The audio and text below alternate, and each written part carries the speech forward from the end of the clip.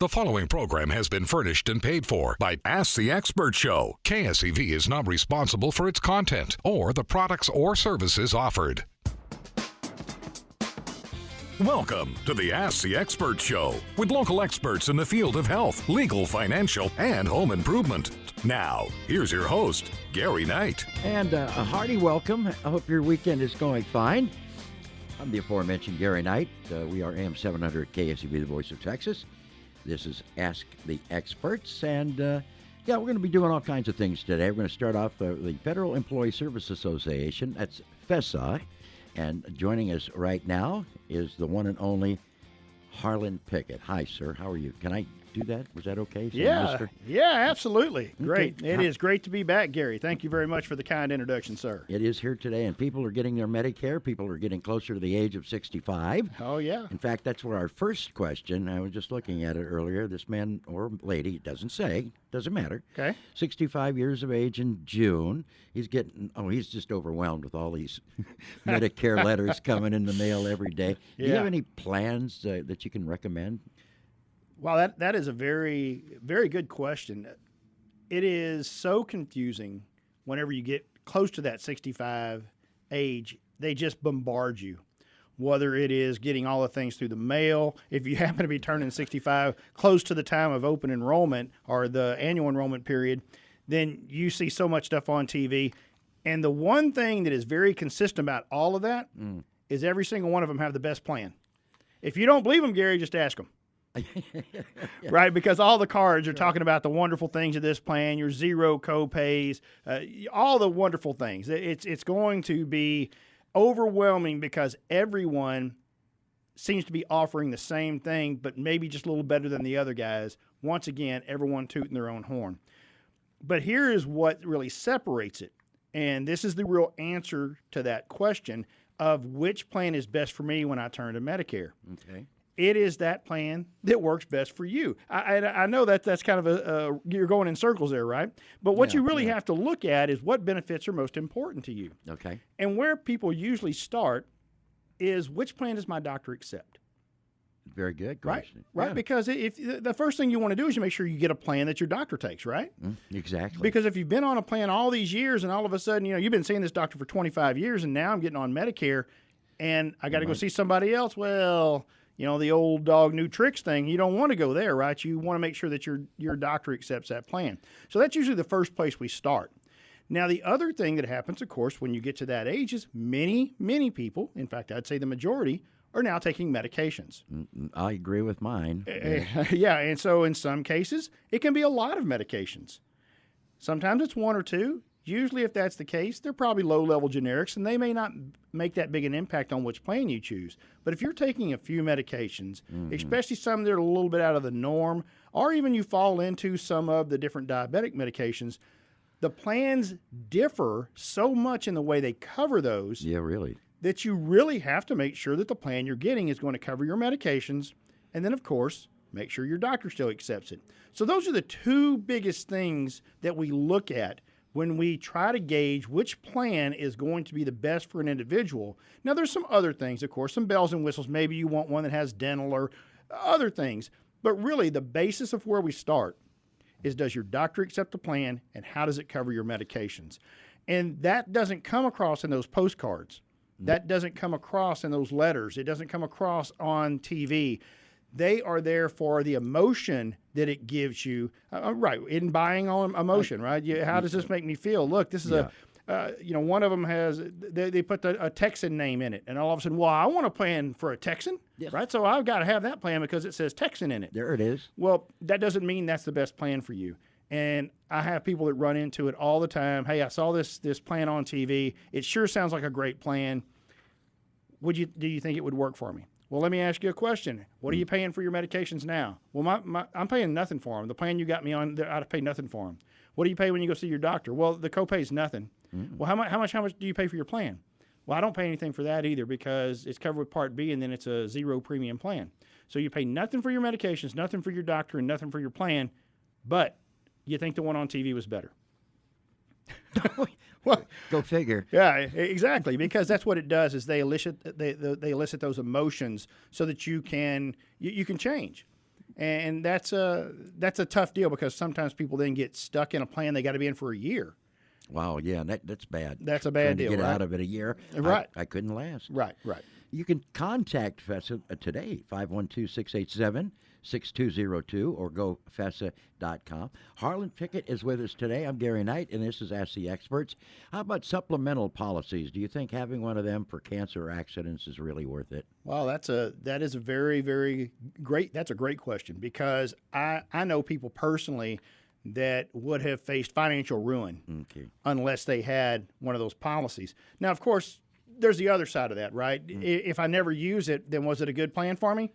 Well, I don't know. You probably spent a lot of money on something that you didn't use. Although there are policies out there that do have return of premium, so eventually you can get that money back.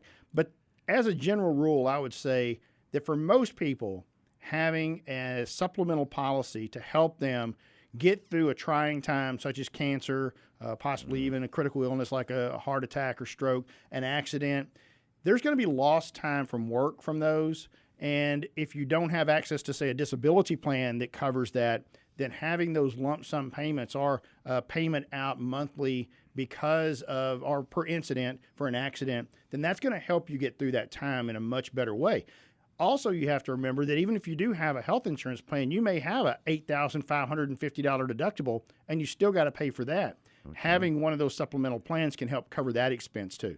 Oh, that's right. There's so many questions, and you got to check that out. And the best place to do that is to call your number. Absolutely, 512-687-6202. You can speak directly with someone, tell them what you're interested in whenever they answer the phone, because you will talk to a live person, and then we will contact you and make sure that you are getting the information that you're looking for.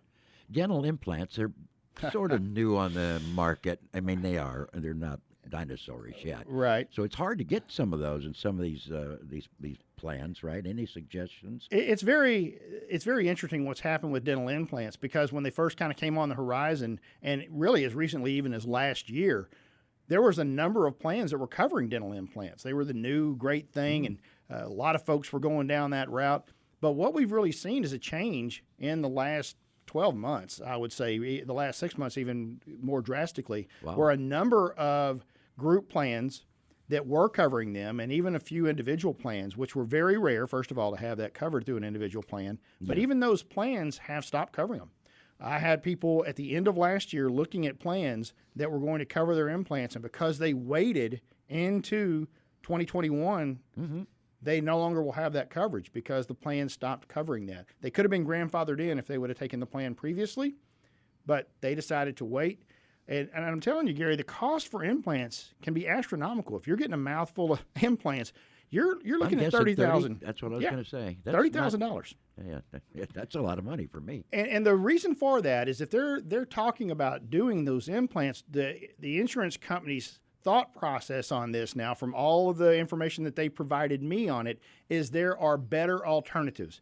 In their mind, a bridge or dentures is a better alternative, not as invasive as an implant is. While there may be something to be said for that, I think that we're looking at a longevity issue there too, because you're going to have to replace those dentures or bridges more than you would those implants, but we all know that the cost is about a quarter of what the implants would be. So they're really looking out for the bottom line too. That's going to change eventually, though, right? It will. As any new item does. That's exactly right. 5, 10 years down the road. Yes, sir. And they'll probably get them back, and everything will be good. I'm not going to even talk about that on the radio. I've had problems with dental implants with friends of mine. But what changes in the marketplace you see that are being caused by that new law the president signed last week, remember? The Saving America plan, right? Biden's Saving America plan. All right. Well, here's the bottom line. What it's done is, on the marketplace itself, it is potentially increasing the subsidies for people that are getting those tax credits or subsidies. And for people who did not qualify for them before, it may offer some. So the bottom line is no longer, there's not a cap on your income. And to kind of give you an example, a couple in their 40s, say, if they made $70,000 and they wouldn't qualify for any type of tax credit. Now it's not based on that income. It's based on the percentage of the cost of your plan. And you cannot pay more than 8.5% of your income for health insurance. So they look at it. Let's just say that the plan was going to cost you $10,000 in a year, regardless of what your income was, and you can't.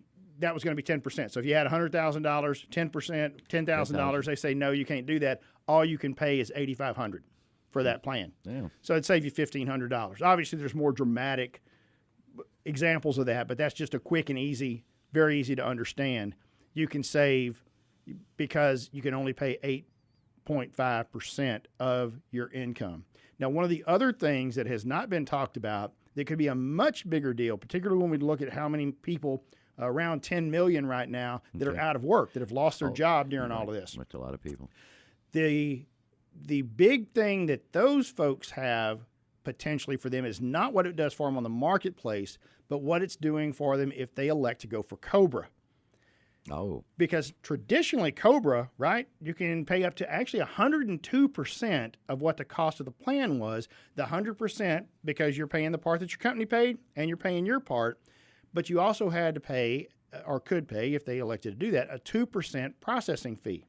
And therefore, you could pay 102% of what the cost of the plan was. Really, you're paying more than what the employer was. But what this law has done for those folks is they can now get this plan, and the government's going to cover 100%. Wow. That doesn't take care of that administrative part, but that means that you're paying 2%. Yeah. Okay. Obviously, that's a very small drop in the bucket. Yeah. But that's going to be for 6 months. That's going to be April through September is what it's set up for right now. So you can get 6 months of COBRA on the government if you have lost your job, and that is an option for you. Is there a certain amount of time between the time you've lost your job and picking up COBRA? There is, but because of this law, what they've done is they're going to even look back. So if you've lost your job in the last 6 months, then you should get the opportunity to do this. The folks administrating your COBRA are now going to be required to send you out the information and the letters letting you know what's available. And if I'm talking to somebody right now that we were looking at an Eagle Care Health Solutions plan for them. You know, we've talked quite a bit about that. Yeah, right. And when this passed, I told her, while Eagle Care Health Solutions is a great option for you and your family, getting COBRA for the next 6 months, because we were just talking about this for the last 2 weeks. They were getting ready to pull the trigger, and then this law was signed. And I said, you don't need to make this change right now. You need to go with your COBRA option because you're getting 6 months of free insurance. Why change? There, right. Well, why change right now? In 6 months, we can go ahead and make this change for you. But right now, just keep your family here and stay with that, because that is what is best for your family. And I have a few other people that, as they're going through, we're going to look at those solutions. Some folks that have already made the change, but because they're going to be retroactively eligible for this, we'll probably move them off of what they've chosen already and back onto COBRA for this 6 month period of time so that they can take advantage of this. Harlan's got a lot of information. I'd call you up here in a minute. That's an endorsement. We're going to have Harlan Pickett with us the rest of the hour, about 12 minutes. We've got another bunch of questions. We're going to take a quick break right now. But you can call FESA. That's F-E-S-A, correct? F-E-S-A. That's it, FESA. Call them now. 512. Can they call them now? Absolutely. Call them now. 512-687-6202 or gofesa.com. This is Ask the Experts. We'll be right back.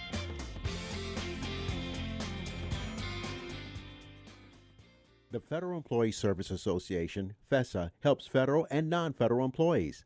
In 2008, a group of individuals with over 100 years of combined experience in financial services created an organization with a service-first approach.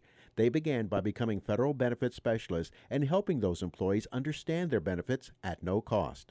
In 2017, they took their experience helping federal employees and made the same services available to the non-federal worker.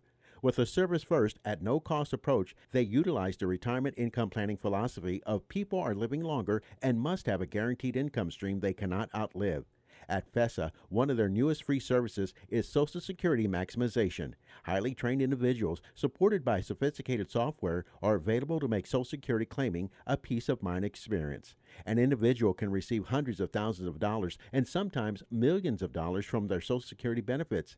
It is very important that decisions are made that maximize that income stream. Whether they're working with Social Security, pensions, or IRAs, FESA begins with a free personal benefits analysis to help you understand which benefits are available to you and what you may be paying for that you cannot use. Human resource departments work for companies, but FESA works for you.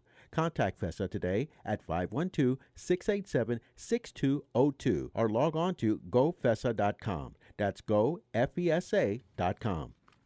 And we're back. That was a quick minute. Sure was. A little over a minute, but who's counting? All right, this is Gary Knight. This is Ask the Experts. Harlan Pickett is with us today. Let's do this other marketplace question. We talked about marketplace earlier. This one is about a person who tried to get to the marketplace and get a plan. They said that they did not qualify before, and they still don't qualify because their current income is from child support. Is that right? Yeah, so what's happening there is child support is not considered taxable income. Oh. And you have to have an income. It's kind of an interesting situation that you run into on the marketplace is they have a minimum. Remember we talked a few minutes ago about having a maximum income. Right. Well, there's also a minimum income that you have to have before you qualify for a marketplace plan. And because they have, if all they're using is income, is child support, or let's say they have a job where they're making less than $10,000 a year. Right. Maybe they're working part-time. The number is around $12,800 that you have to make as a minimum amount. And if they're not to that, they're not getting to count that child support as income. Therefore, they're not going to qualify for a tax credit, which is it's strange, right? You're saying, okay, well, if I made less, shouldn't I get more help? Yeah, you would think. But that's not the way it's set up. And part of the reason for that is in many states, Medicaid would be the answer for that individual. In Texas, we did not expand Medicaid to cover individuals that are under 65 or over 18 unless they have some type of disability. And right, so they don't have that option here, and that's been an issue for some folks. There's no doubt about it. You can run into that, but that is what the problem is for that person. That doesn't mean that there's not options for them. It just means the marketplace is not going to be an option for them. Everybody's different. Everybody's different. And everything is covered by different people. That's why you got to ask questions. Yes, sir. Right. That's right. All right. This person's neighbor told them her Medicare plan gives her a free gym membership. Is that even possible? And if so, what kind of a plan is this? What does it do this? Oh, all right. Remember a little while ago we were talking about those cards that you get and all those little bells and whistles that each plan has. Yeah. And that is one of the big draws. It's very interesting that I get asked that question so much about does this plan include a gym membership? Does this plan include this or that? But what that is it is a gym membership. The most common one that you have out there is called Silver Sneakers. Okay. And right, by having this is part of your plan, then you're able to get a basic gym membership at a number of gyms across the country. I'm not going to mention any specific names, but very well-known gyms across the country that you can have a basic membership. It wouldn't include any extras that may come in there, certain classes that may not be included in that, but your basic membership can be included. I'll never forget whenever I was doing some rehab on my shoulder, I was going out to do some of the swim stuff. So you go out and you do a lot of the stuff in the pool. And I didn't realize at the time that they were doing water aerobics, and that's what I had in there was a bunch of Medicare-age folks out there, and it was a social gathering is what it really was, which is kind of funny, Gary. They were all really there to get to know each other and have a good time and play around in the water, but it was all of them pretty much had Silver Sneakers or one of the other programs available, and that's why they were there. It just gives them another outlet, which is awesome, right? It helps them stay in shape. Sure it is. Wouldn't the plan want you to do that? It keeps you healthier. Yeah. They have less things they have to pay. But that's what it is. Yes, that person is on a plan that offers that. And if the young person that asks that question wants more information about those top plans, then give us a call at 512-687-6202 or gofesa.com. I just was checking with you there. Social Security disability, we talked about that the other day. I'm going to skip that because this is another Social Security question. I guess it's the missus is going to start taking Social Security from the husband's account. Okay. Now, how much will that reduce his payment? It won't. It does not reduce your spouse's account if you start taking Social Security on their account. In fact, many people do that to let their own account build up. Okay. To kind of give you an example, let's say that the spouse, whether it's husband or wife, is older and they've now reached full Medicare age. They're going to be eligible for their full amount. The younger of the two, hit 62, wants to go ahead and take an amount. They're going to get half of that amount with the reduction because they're 62, so they're going to get a 30% hit on that. But while they're taking on the spouses, their own Social Security continues to grow. Oh, okay. So they're All getting right. some money that doesn't affect the spouses. It's just an extra buck, right? You're getting a little bit extra money. For example, if the spouse is getting, $1,600, then you're getting $800. And then whenever you hit your full retirement age, then you can claim on yours and you can get your $1,600, as it were, as an example. Well, that's pretty good. Cost of living has a lot to do with the changes in the benefits or the Social Security Well, check cost itself. of living can have an impact every year. The one thing to remember is that COLA, or cost of living, is not guaranteed. And No, I didn't know that. right, it's not guaranteed. They don't have to give you one. In fact, you've seen it be different amounts over the year. Gary, we've talked about it before that you accept Social Security, and you did get a little bit of a raise this year, but it's not the same raise that you may have got last year or the year before. And one of the things that we always think is interesting, and it seems like no matter what that raise is it's real close to the amount that they increase the cost for Part B Medicare. So Isn't that coincidental? it's funny how that works, huh? Harlan Pickett's with us, Gary Knight, yours truly. This person purchased a health plan for the family, right? Okay. It doesn't seem to cover anything. The phones are ringing already. Let me see how professional I am just answering this telephone. Getting back to the, where was I? The purchasing the health plan? Is that what we were talking about? Yeah, the family. The family. limited benefits plan. Okay. What have they gotten into with this when they talked about it? All right, so let me just be With the sure. family. You kind of got interrupted there, so let me be sure I understand. So they purchased a health plan, and now they realize it's a limited benefits plan, and they're not sure what they got into. Right. Okay. Well, it kind of says it right there in the name. What they have is a limited benefits plan. If it's not covering the things that they expected it to cover, it's because it is limited on the benefits that it provides. All right. Gotcha. What I have typically seen from these plans is people get on the plans because they're much lower cost. These folks typically are not going to qualify for any type of tax credit, or maybe they just don't want to deal with the marketplace period. They don't want those type of plans. So they go out there and they find a plan. There's a number of them available out there. But the bottom line is they have what's called a schedule of benefits, Gary. A schedule of benefits gives you an outline of exactly what they'll pay for any services. For example, if you have a broken leg, they're going to pay $800.